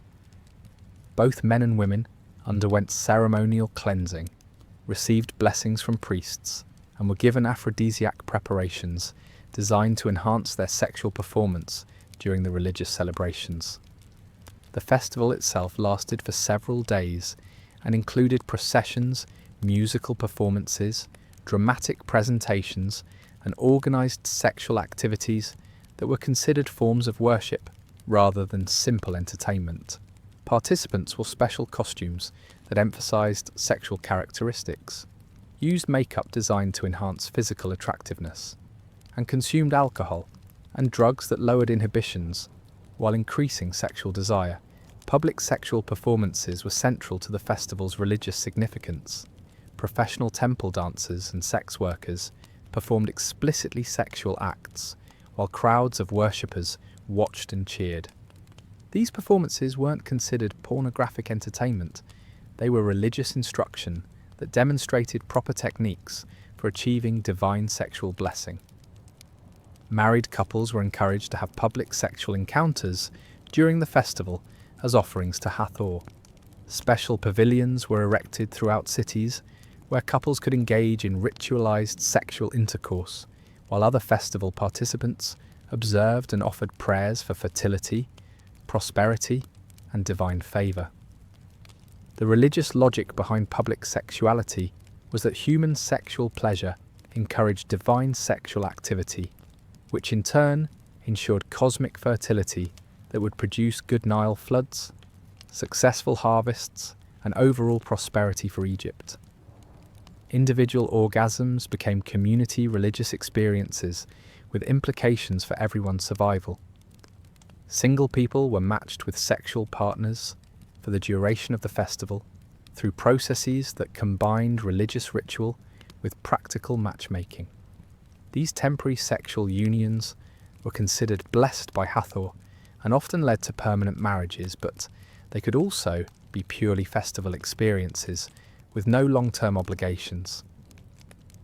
The Festival of Min, god of fertility and sexual potency, featured even more explicit sexual activities that focused specifically on male reproductive power and agricultural abundance. This festival coincided with harvest season and celebrated the connection between human sexuality and crop fertility through ceremonies that would make modern people extremely uncomfortable. Male participants in the Min festival were expected to demonstrate their sexual potency through public masturbation, competitive sexual performance, and ritualized copulation with female volunteers who represented the earth goddess receiving divine seed. These activities were considered acts of worship that ensured continued agricultural prosperity. The festival included contests to determine which men could achieve the most impressive sexual performances, measured by duration, frequency, and apparent divine approval indicated by partner satisfaction. Winners received religious honours, material prizes, and social recognition that enhanced their marriage prospects and community standing. Female participation in the Min festival involved representing various goddesses through sexual activities that were supposed to encourage divine blessing on crops and livestock. Women competed to provide the most convincing performances of divine sexual ecstasy, with winners becoming temporary priestesses for the remainder of the festival. The Opet festival, honouring the marriage of Amun and Mut, included sexual elements designed to celebrate divine union through human participation. Married couples renewed their vows through public sexual rituals that demonstrated their continued fertility and divine approval of their unions. The festival also included ceremonies for unmarried people seeking divine assistance in finding suitable partners. These rituals involved sexual activities with temple prostitutes or other festival participants, while priests observed and provided blessings designed to improve participants' future romantic prospects. Religious sexual festivals served multiple social functions beyond pure worship. They provided opportunities for sexual education through observation of skilled performers. They offered chances for people to find marriage partners through festival activities. They created community bonding through shared participation in religiously sanctified sexual behaviour. But these festivals also had dark sides that modern people often ignore. Participation wasn't always voluntary. Slaves, servants, and economically dependent people could be forced to engage in sexual activities they didn't want. Women's consent was often assumed rather than obtained, especially when religious duty was involved. The festivals reinforced social hierarchies through different expectations for different classes. Nobles participated in more elaborate ceremonies with better partners and more luxurious settings. Peasants engaged in cruder activities with less religious supervision. Sexual quality corresponded to social status even during religious celebrations.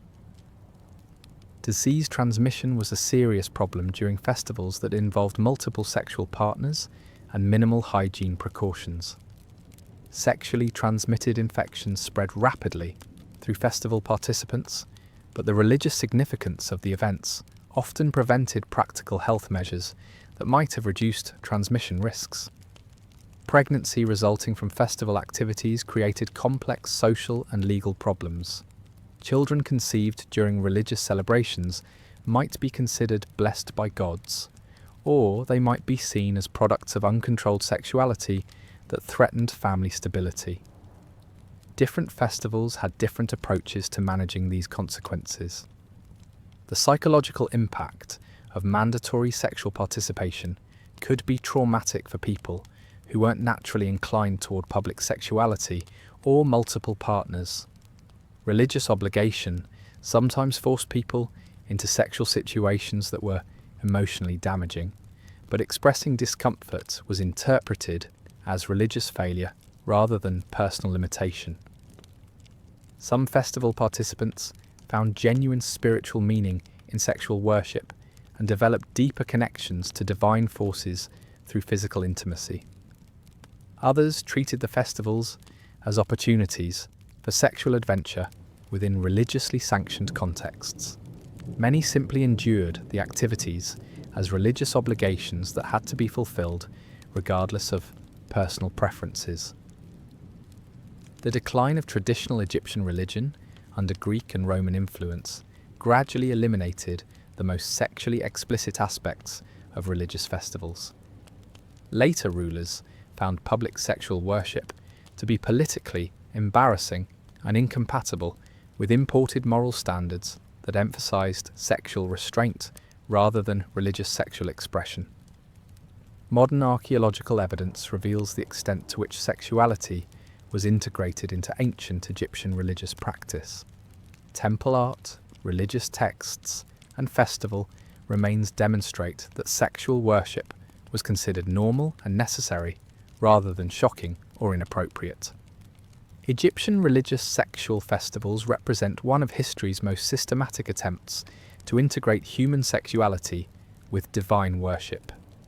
Whether this integration was spiritually meaningful or simply exploitation disguised as religion depends largely on individual perspectives about the relationship between sexuality and spirituality.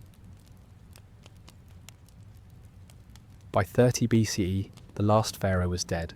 Roman legions controlled the Nile, and 3,000 years of Egyptian sexual culture was being systematically destroyed by imperial authorities who considered traditional Egyptian practices to be barbaric, immoral, and politically dangerous. Welcome to the Roman conquest of Egyptian sexuality, where cultural genocide included the destruction of sexual practices that had defined Egyptian civilization for millennia. The Battle of Actium in 31 BCE wasn't just a military defeat, it was the end of Egyptian sexual autonomy and the beginning of imperial control over the most intimate aspects of Egyptian life. When Octavian's forces defeated Antony and Cleopatra, they weren't just conquering territory, they were imposing Roman sexual values on a culture that had very different approaches to gender, sexuality, and intimate relationships. Roman attitudes towards sexuality were fundamentally different from Egyptian practices in ways that made cultural accommodation impossible. Romans emphasized masculine authority, sexual restraint, and the subordination of pleasure to political duty. Egyptians had developed more complex approaches to sexuality that included female religious authority, public sexual worship, and the integration of pleasure with spiritual practice. The transformation began immediately after Cleopatra's suicide. Roman administrators issued decrees that banned traditional Egyptian sexual practices, closed temples that provided sexual services, and criminalized religious activities that included sexual elements. The message was clear: Egyptian sexuality was incompatible with Roman civilization and had to be eliminated. Traditional Egyptian marriage practices were systematically dismantled. The custom of sibling marriage, which had preserved royal bloodlines for centuries, was declared illegal and immoral. Roman law required marriages between unrelated individuals and imposed legal penalties for incestuous relationships that had been considered religiously necessary under traditional Egyptian practice. Egyptian women lost sexual rights that had been protected under traditional law. They could no longer initiate divorce proceedings, own property independently, or engage in business activities without male oversight. The relatively egalitarian approach to gender that had characterized Egyptian society was replaced by Roman patriarchal structures that treated women as property rather than individuals. The temple system that had provided sexual services, education, and religious meaning was systematically destroyed. Roman authorities closed temples that employed sex workers, confiscated temple property, and executed or enslaved priestesses who had served sexual functions. Thousands of women who had derived income and identity from religious sexual service suddenly found themselves unemployed and criminalized. Egyptian sexual festivals were banned as immoral spectacles that corrupted public order and violated Roman standards of decency. The festival of Hathor, the celebration of Min, and other religious sexual observances were declared illegal and replaced with Roman religious ceremonies that emphasized sexual restraint and moral purity. The economic impact of sexual cultural destruction was enormous. Industries that had depended on sexual services, including perfume production, cosmetics manufacturing, textile work, and entertainment, collapsed when their primary markets disappeared. Thousands of Egyptians lost their livelihoods when Roman authorities eliminated sexual commerce. Educational systems that had taught sexual techniques, reproductive knowledge, and relationship skills were dismantled. Young Egyptians were no longer provided with comprehensive sexual education that had helped previous generations navigate intimate relationships.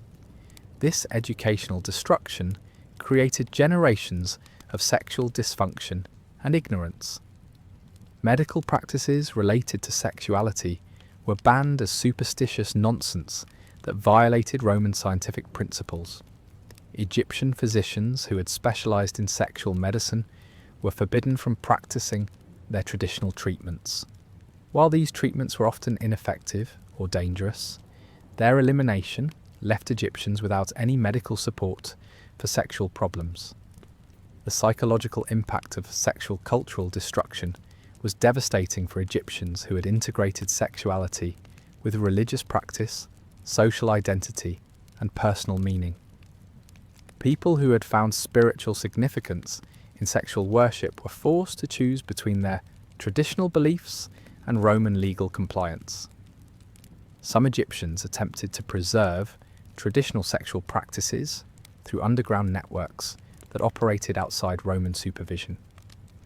These secret communities maintained Egyptian sexual customs, religious observances, and cultural practices despite legal prohibition.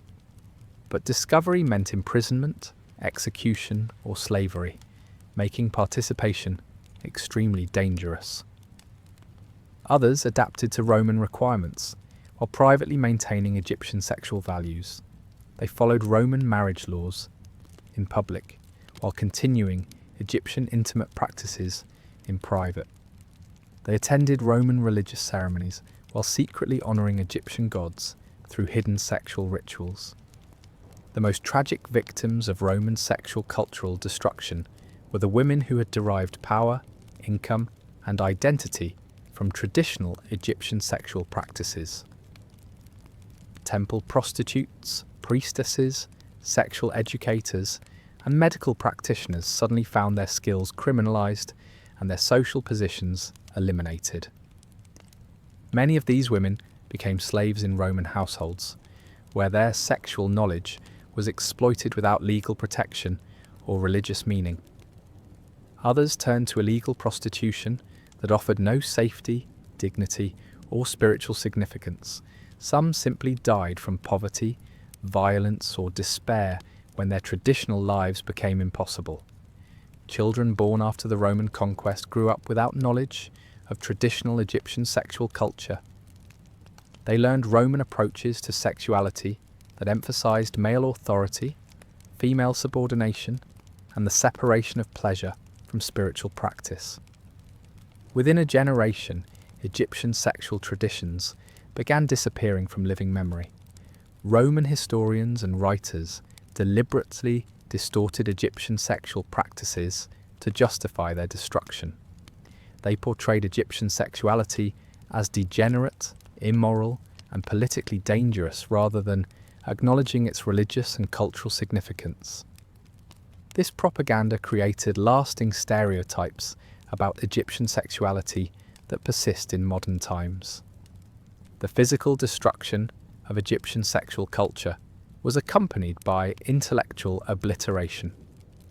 Roman authorities burned Egyptian texts that discussed sexuality, destroyed art that depicted sexual practices, and eliminated architectural elements that celebrated sexual themes. They were attempting to erase not just current practices, but historical memory of Egyptian sexual culture. Some Egyptian sexual traditions survived the Roman conquest by adapting to new circumstances. Private sexual practices continued within families and communities that maintained traditional values. Religious sexual elements were integrated into underground mystery cults that operated outside official supervision, but the public institutional framework that had supported Egyptian sexuality for 3,000 years was completely destroyed within decades of Roman conquest. The temples, festivals, educational systems, and legal protections that had made Egyptian sexual culture possible were systematically eliminated. The Roman destruction of Egyptian sexuality represents one of history's most comprehensive examples of cultural genocide targeting intimate practices. It wasn't enough for Romans to control Egyptian territory, resources, and labour. They also needed to control Egyptian bodies, relationships, and sexual expressions. This cultural destruction had consequences that extended far beyond ancient Egypt. Roman sexual values became dominant throughout the Mediterranean world, eliminating alternative approaches to sexuality that might have offered different models for gender relations, sexual pleasure, and intimate spirituality. The loss of Egyptian sexual culture represents a historical tragedy that affected not just ancient people, but all subsequent generations who might have benefited from alternative approaches to sexuality that emphasized pleasure, spiritual meaning, and gender equality rather than male authority and sexual restraint. By the time Roman rule ended, Egyptian sexual culture had been so thoroughly destroyed that later civilizations had no knowledge of the sophisticated approaches to sexuality that had characterized one of history's most successful civilizations. The sexual wisdom of the pharaohs died with their political independence. While Roman historians were busy rewriting Egyptian sexual culture as barbaric excess, the tombs, temples, and artifacts that archaeologists have uncovered over the past 2 centuries tell a very different story about ancient Egyptian sexuality.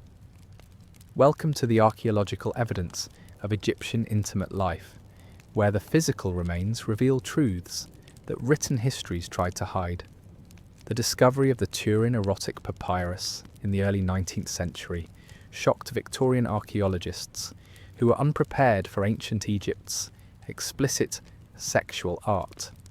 This remarkable document, dating from the New Kingdom period, contains detailed illustrations of sexual positions, erotic poetry, and religious sexual symbolism that contradicted contemporary assumptions about ancient sexual attitudes. The papyrus depicts 12 different sexual positions with anatomical accuracy that suggests sophisticated understanding of human sexuality. The illustrations aren't crude pornography, but carefully executed art that integrates sexual activity with religious symbolism and social commentary. Modern analysis reveals multiple layers of meaning that ancient Egyptians would have understood, but that escaped early archaeologists' notice. Tomb paintings throughout Egypt contain sexual imagery that ranges from subtle fertility symbols to explicit depictions of sexual activity. The tomb of Khamwaset at Saqqara includes wall paintings showing the deceased engaged in sexual activity with his wife, suggesting that Egyptians expected sexual pleasure to continue in the afterlife. These artistic depictions aren't random or accidental. They're carefully planned elements of tomb decoration that served specific religious and magical purposes. Sexual imagery was believed to ensure fertility in the afterlife, provide pleasure for the deceased, and maintain cosmic balance that benefited both dead and living. The tomb of Inherkau at Deir el-Medina contains some of the most explicit sexual art discovered in Egypt. Wall paintings show the tomb owner and his wife in various sexual positions, while surrounded by religious symbols and hieroglyphic texts that identify the activities as religious rituals rather than simple pleasure. Archaeological evidence from workers' villages reveals that ordinary Egyptians had access to sexual knowledge and practices that were more sophisticated than previously believed. Excavations at Deir el-Medina have uncovered ostraca limestone flakes with sexual drawings, erotic poetry, and explicit descriptions of sexual techniques. These casual sexual artifacts suggest that erotic art and literature were common elements of daily life, rather than rare religious or elite practices. Workers drew sexual images on discarded pottery, wrote erotic poetry on scraps of stone, and created sexual humour that survives in archaeological contexts. The discovery of ancient Egyptian contraceptive devices has revolutionised understanding of women's reproductive autonomy. Archaeological excavations have uncovered pessaries made from various materials including crocodile dung, honey, and plant fibres that were designed to prevent pregnancy. Chemical analysis of these devices reveals that some contained substances with genuine contraceptive properties, suggesting that Egyptian women had more control over their fertility than previously believed. The sophisticated understanding of reproductive biology implied by these devices contradicts assumptions about ancient ignorance regarding sexuality and reproduction. Excavations of ancient Egyptian brothels and entertainment districts have revealed organised sex industries that operated with apparent legal and social acceptance. The archaeological remains include specialised furniture, cosmetic containers, musical instruments, and contraceptive supplies that indicate professional sexual services.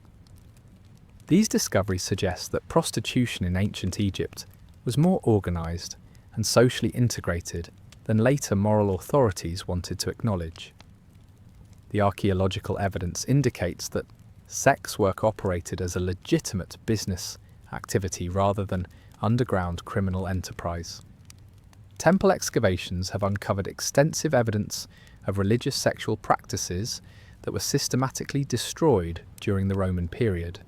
Hidden chambers, ritual sexual artifacts, and specialized architectural features designed for sexual worship have been discovered at temple sites throughout Egypt.